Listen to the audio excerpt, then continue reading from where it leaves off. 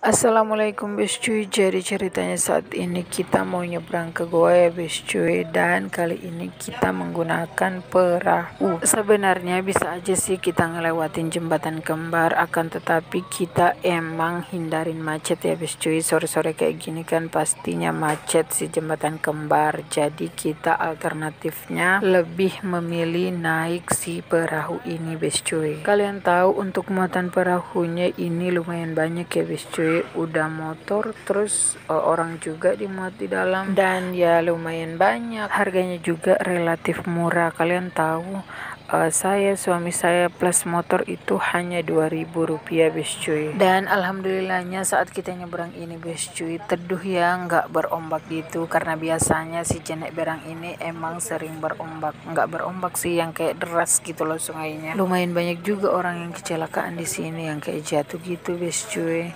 Ya begitulah, nggak ngerti juga gua, tapi masya Allah di sini indah banget pemandangannya bes cuy. Kalian lihat, saya tuh yang kayak kagum banget gitu ya, karena emang udah lama juga sih nggak lihat laut.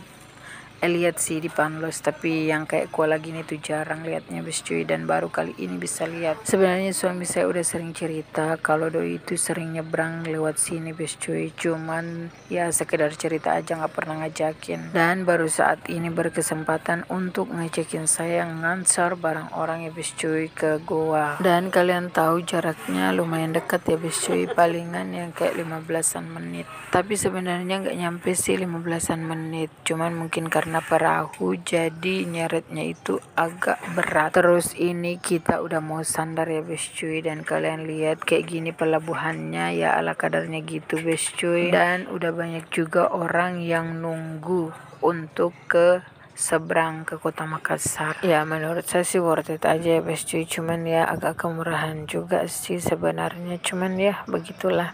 Dan orang-orang udah pada turun, kalian lihat, dan saya juga udah turun, cuman saya masih nge-record dikit. Wassalamualaikum bes cuy, bye.